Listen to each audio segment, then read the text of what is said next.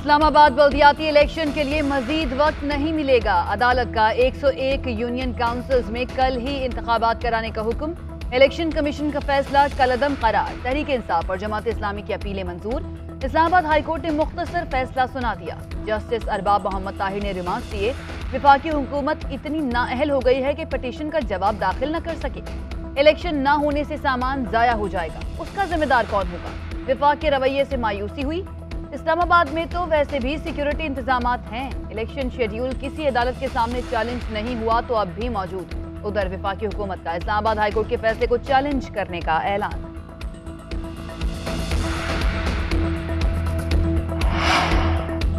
चंद घंटों में इस्लामाबाद में बल्दियाती इंतखाबात कैसे कराएं, इलेक्शन कमीशन हुकाम ने सर जोड़ लिए। इस्लामाबाद हाईकोर्ट के फैसले का जायजा। उधर तहरीक इंसाफ ने इस्लामाबाद हाईकोर्ट का फैसला खुशाइंद करार दे दिया। शाह महमूद कुरैशी कहते हैं हुकूमत की राह फरार की कोशिश को शिकस्त हुई। कल पाकिस्तान के बाशऊर अवाम इमरान खान के विजन के तहत फैसला देंगे। इस्लामाबाद के बल्दियाती इंतखाबात के इंतजाम तो पहले ही हो चुके थे। उम्मीद है पाकिस्तान आम इंतखाबात की तरफ बढ़ेगा।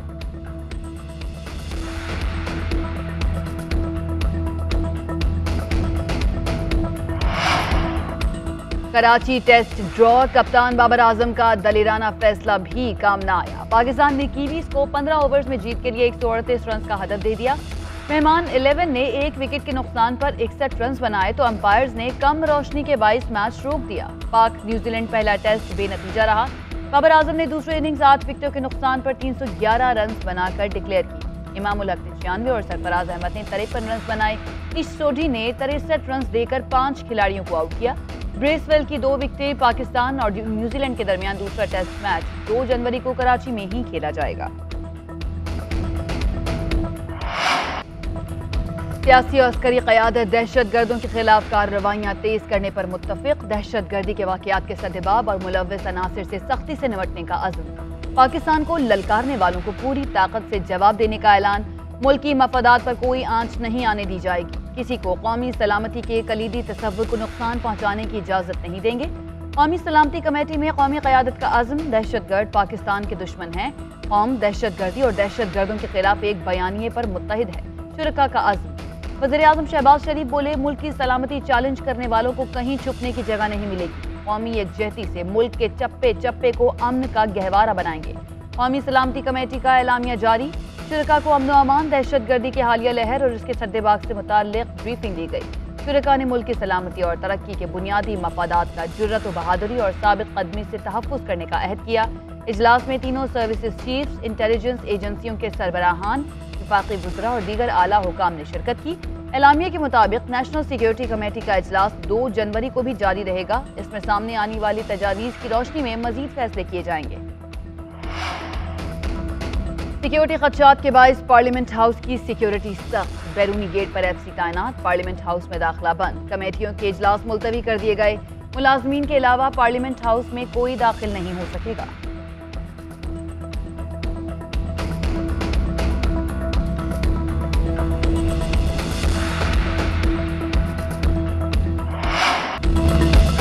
वफाकी वज़ीर कानून आज़म नज़ीर तारड़ ने टेक्नोक्रेट सेटअप को गैर आइनी करार दे दिया। कहते हैं आइन में इसकी कोई गुंजाइश नहीं। असम्बलियाँ तहलील होने के बाद निगरान हुकूमत आएगी।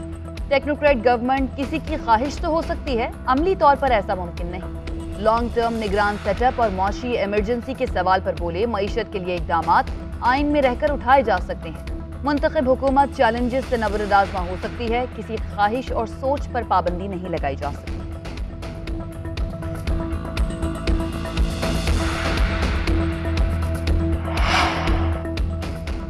PTI रहनुमा फवाद चौधरी ने एक मरतबा फिर इलेक्शन कमीशन को आड़े हाथों ले लिया। कहते हैं इलेक्शन कमीशन अमली तौर पर विफाक की हुकूमत में जम हो चुका है। पाकिस्तान में एक प्लानिंग के तहत जमहूरियत मुकम्मल खत्म की जा रही है। पहले बुनियादी हुकूक मुअत्तल किए गए, अब इदारे खत्म किए जा रहे हैं। इलेक्शन कमिश्नर और उनके साथी पाकिस्तान के अवाम के विलन हैं। हमाद अजहर ने ट्वीट किया मौजूदा मुसल्लत हुकूमत की नाकामी को जमहूरियत की नाकामी न समझा जाए।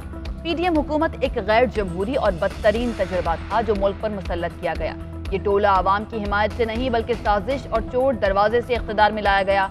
मुल्क अब किसी नए तजुर्बे का मुतहम्मिल नहीं हो सकता। अब फैसला सिर्फ अवाम करेंगे।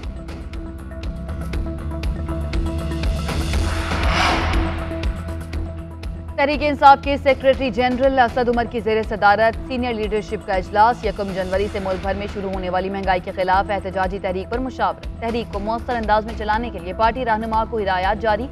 इजलास में पंजाब की सियासी सूरत हाल पर तबादला ख्याल। पंजाब में रैलियों का शेड्यूल भी जारी। आज डीजी खान, कल गुजरावाला में स्ट्रीट पावर का मुजाहरा किया जाएगा। इतवार को लाहौर, मुल्तान, फैसलाबाद और रावलपिंडी में एहतजाजी रैलियां निकाली जाएंगी।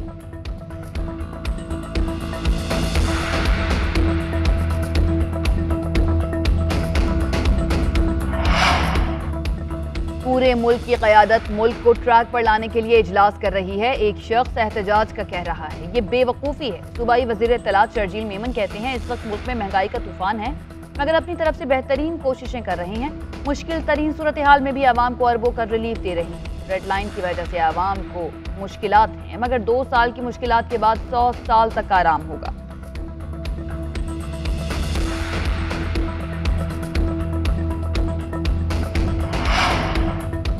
तमाम मंसूबे नाकाम होने के बाद पाकिस्तान तहरीक इंसाफ एहतजाजी मुजाहरे करने जा रही है। इनकी तरजीह सिर्फ सियासत से मुतल्लिका रहना है। 2 शॉर्ट मार्च, इस्तीफों और असमिया तहलील करने की धमकियों में नाकामी के बाद इनके पास कोई ऑप्शन नहीं बचा। विफाकी वजीर शरी रहमान की तहरीक इंसाफ पर तनकीद, कहती हैं ये मुल्क चला सके ना ही इनमें पार्लिमानी अपोजिशन का किरदार अदा करने की सलाहियत है। सिर्फ गालम गलोच, इल्ज़ाम तराशी और कंटेनर की सियासत कर सकते हैं।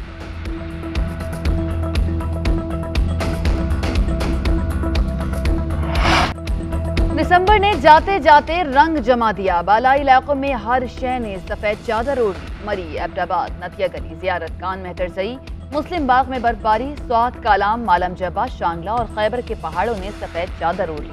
कई इलाकों में सैर को जाने वाले सयाह फंस गए। कहूटा से रावलपिंडी जाने वाली कोस्टर महमूद गली के मकाम पर फंस गई। पीर चनासी में 6 गैर मुल्की सयाहों समेत 200 अफराद को रेस्क्यू कर लिया गया। हैवी मशीनरी की मदद से मरी रोड से बर्फ हटाने का काम जारी। महकमा मौसमियात के मुताबिक आज भी बर्फबारी का सिलसिला जारी रहेगा। आज़ाद कश्मीर, गिलगित बल्तिस्तान और खैबर पख्तूनख्वा में बाज़ मकामात पर बारिश का इम्कान। पहाड़ों पर बर्फ गिरेगी।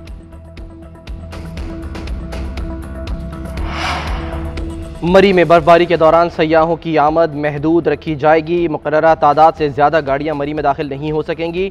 वज़ीर आला पंजाब की ज़ेर सदारत काबीना कमेटी के इजलास में फैसला। राजा बशारत ने इजलास में बताया कि न्यू ईयर नाइट, वीकेंड और बर्फबारी के मौसम के लिए तमाम इंतजामात मुकम्मल हैं।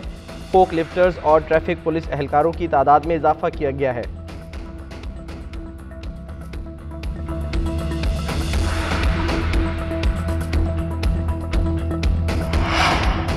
खैबर पख्तूनख्वा के सरकारी हेलीकॉप्टर के इस्तेमाल का बिल कानून बन गया। गवर्नर गुलाम अली ने दस्तखत कर दिए। कहते हैं स्पीकर ने बिल पर फाइनेंस का सर्टिफिकेट लगाकर दस्तखत के लिए दोबारा भेज दिया था।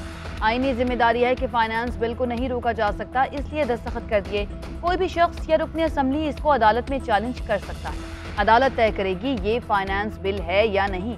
एक शख्स के लिए होने वाली कानून साजी गैर आईनी है। बिल को फाइनेंस बिल की सूरत देना भी बदनीयती है। गवर्नर के दस्तखत के बाद अब सरकारी हेलीकॉप्टर को निजी तौर पर भी इस्तेमाल किया जा सकेगा। अब तक के इस्तेमाल से मुताल्लिक कोई पूछगछ नहीं की जा सकेगी।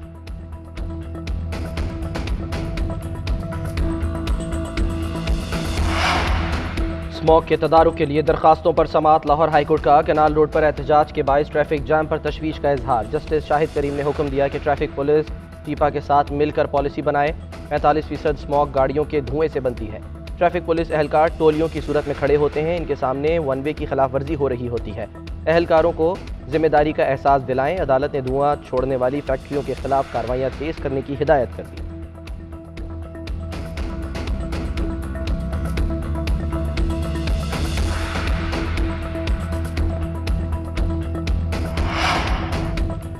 लाहौर में जमान पार्क के सामने सेकेंडरी स्कूल एजुकेटर्स का एहतजाज। इमरान खान के रिहाइशगाह को जाने वाले रास्तों पर एंटी राइड्स के दस्ते तैनात। वाटर कैनन और कैदियों वाली वैन पहुंचा दी गई। 2 रोज पहले भी सेकेंडरी स्कूल एजुकेटर्स की जानिब से जमान पार्क पर धरना दिया गया था।